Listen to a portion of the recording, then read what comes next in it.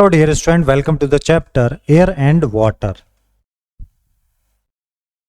बाहर देखिए, अपने आसपास देखेंगे। ब्रीथ लेने के लिए आपको क्या चाहिए? एयर चाहिए। और पीने के लिए चाहिए आपको पानी, राइट? एयर क्या है exactly? You have definitely felt air many times even if you can't actually see. बहुत बार महसूस किया होगा आपने हवा को, देख तो नहीं सकते बट महसूस जरूर किया होगा। A gentle breeze is a cool light wind blowing softly. It ruffles your hair and leaves when it brushes past. When air moves more quickly and with greater force, we call it wind.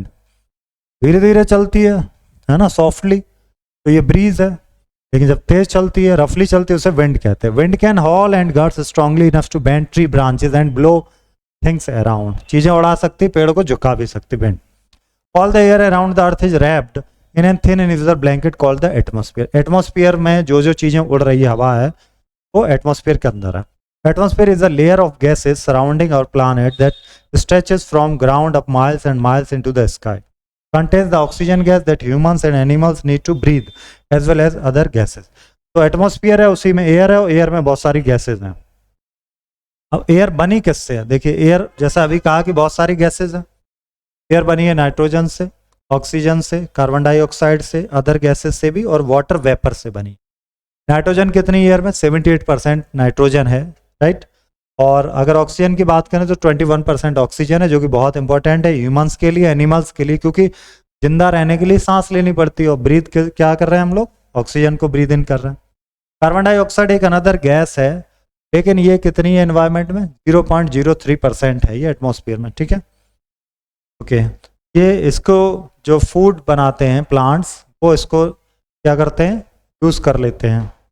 Okay, other gases along with these major gases, air छोटे छोटे amount में भी, जैसे argon, neon, helium, ये भी है। Water vapour, ये water vapour भी आपको मिलते हैं, जलवाष्प जैसे बोलते हैं। थोड़ा जो मॉइस्चर होता है एनवायरमेंट में, नमी होती है उसको। When you see clouds up in the sky, that's actually made of lot of condensed water vapour. अब बात करते हैं कि एयर की प्रॉपर्टी क्या। देखिए, एयर की पहली प्रॉपर्टी है कि एयर जो है वो स्पेस लेती, जगह लेती। अब जैसे आप कोई बॉक्स है, उसको आप बंद रखते हैं तब भी उसमें एयर होगी, राइट? अगर कोई भी जगह है, खाली जगह है, दरवाजा गेट खोलेंगे एकदम हवा अंदर को जाएगी। तो ये इनविजिबल है, लेकिन फिर भी ये वेटलेस नथिंगनेस, ये क्या है? ये स्पेस लेती है, और इसका बहुत ही मामूली सा वेट होता है। That's why blowing up a balloon or inflating a ball requires forcing air inside to make it expand and fill up. Balloon में हवा भरती है तो वेट कितना होगा? ज्यादा वेट तो होता नहीं बैलून का, बट वो अपना कुछ ना कुछ तो वेट कैरी करती। एयर कैन मूव तो करती है obviously. The air around us is constantly moving and flowing, specially when heated by the sun's warmth and pushed by cooler air. तो गर्म हवा, ठंडी हवा, यही रहता है। कूल एयर उसको पुश करती है तो जो ऊपर को बढ़ जाती है। Air exerts pressure. ओके, आप बिलीव करें या ना करें, एयर जो हमारे आसपास है वो प्रेशर को डाउन करती है आपके ऊपर, ठीक है?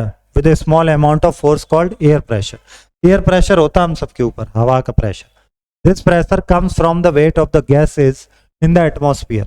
Air pressure is what allows us to drink through straws and spacecraft to safely re-enter Earth atmosphere.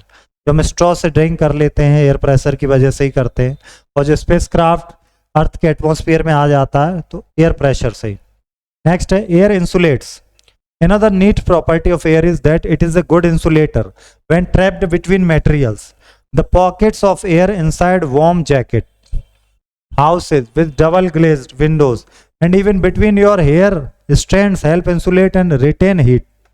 गर्मी भी पैदा करती है, उतनी जगह अगर भरी है तो इंसुलेट कर देती है। So even though we can't directly see or feel air around us, it has all sorts of useful properties that make it very important part of our environment. How does air get polluted? Air polluted कैसे होती है? देखिए, ये तो आपको पता ही है।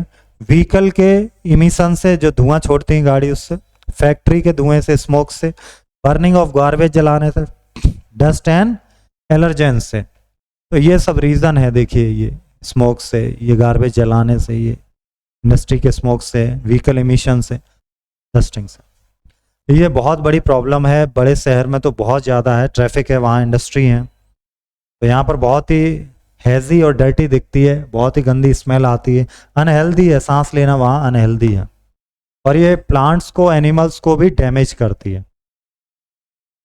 अब बात करते हैं हम लोग वाटर। वाटर एग्जैक्टली क्या है? The liquid of life. Obviously life को अगर हमें सर्वाइव करना तो एयर तो चाहिए, साथ में वाटर भी चाहिए। वाटर किस किस को चाहिए? ह्यूमन को चाहिए, एनिमल को, प्लांट को, सबको वाटर चाहिए। तो इसे हम क्या बोल सकते हैं?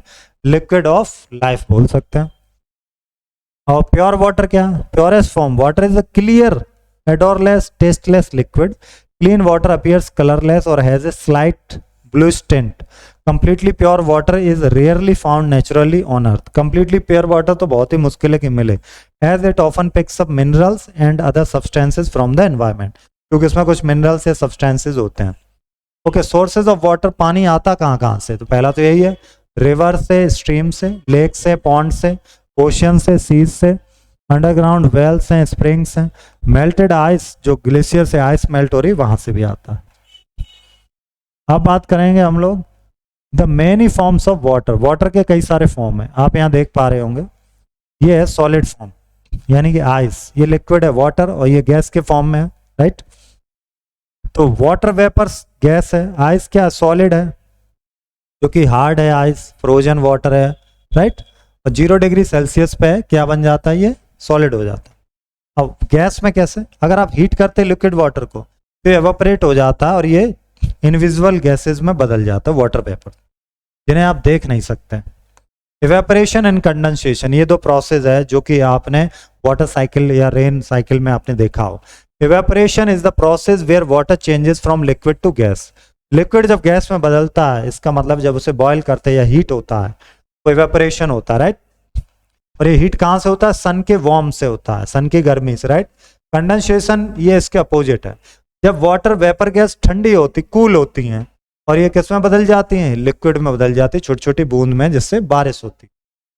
नेक्स्ट है पर्सिपिटेशन। क्या होता है पर्सिपिटेशन? क्या है? जब कंडेंस वाटर छोटी बूंदों में, जो क्लाउड्स है और वो बहुत हैवी होने लगते हैं क्लाउड्स में, तो वो वापस से जमीन पर गिरते हैं, राइट। इसी प्रोसेस को, जिससे बारिश होती है, बर्फ गिरती है या ओले पड़ते हैं, यानी कि जमीन पर नीचे गिरना वाटर को, तो वो कहलाता है पर्सिपिटेशन।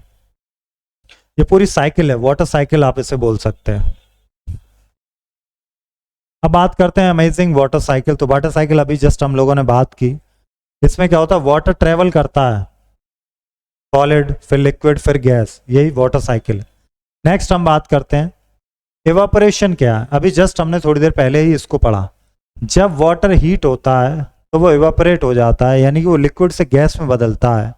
जैसे कि आप देखेंगे ये कहाँ से इवेपोरेट होता है, जैसे ओशियन हो गए आपके, लेक्स हो गए आपके, राइट, रिवर हो गए, इन सब का वाटर जब गैस में बदलता है, वाटर वेपर में, तो इस प्रोसेस को हम लोग लिक्विड टू गैस में जो चेंज हुई है उसे कहते हैं इवेपोरेशन। ओके। कंडेंसेशन क्या?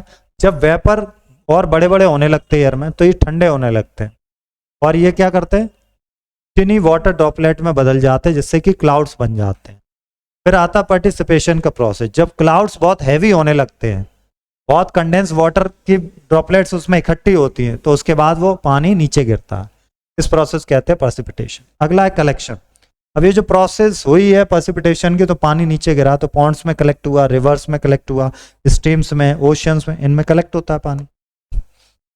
बस वापस से वही सब प्रोसेस फिर से स्टार्ट होती है। इस आप डायग्राम में भी देख सकते हैं, पानी है, ये इवेपोरेशन प्रोसेस हुई, ऊपर गया, क्लाउड बन गए, कंडेंसेशन। क्लाउड्स जब बस्ट होने लगते हैं, या इनमें से हेलिंग होती है, ओले गिरते हैं, या रेन होती है, ये पानी या बर्फ गिरती है, ठीक है।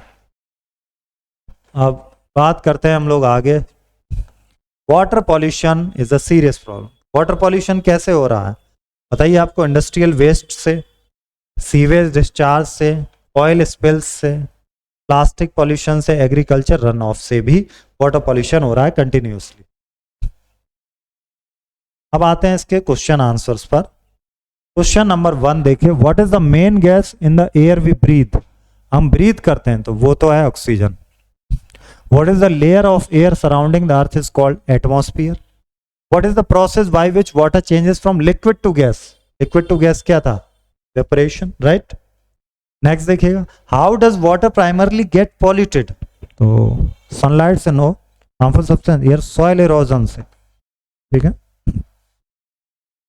आप कहें तो हार्मफुल सब्सटेंस कहिएगा, वो ज़्यादा सही है। वाटर में गंदी चीज़ें जब जाती हैं तो पानी गंदा ही होता है। अब आते हैं मैचिंग में। वाटर साइकिल, वाटर साइकिल क्या? Continue movement, water changing from liquid to gas, feeling of cloud, vapour turning into liquid. Okay, continuous movement of water on earth, ये तो नहीं होना चाहिए था water cycle. Liquid to gas तो ये वेपरेशन हो गया। कंडेंसेशन क्या हो गया? फेलिंग फ्रॉम क्लाउड्स, तो ये तो हो गया परसिपिटेशन। वाटर वेपर लिक्विड में बदलते हैं, ठीक है, तो यही बन गया अपना। ओके, नेक्स्ट आते हैं हम लोग। The atmosphere is the layer of water surrounding the earth. No no, air surrounding the earth, ये तो false. Carbon dioxide is the main gas in the air we breathe. No, false. Oxygen is the main gas, that is 21%। Water can only exist in one form. No, 3 forms हैं, solid, liquid and gas.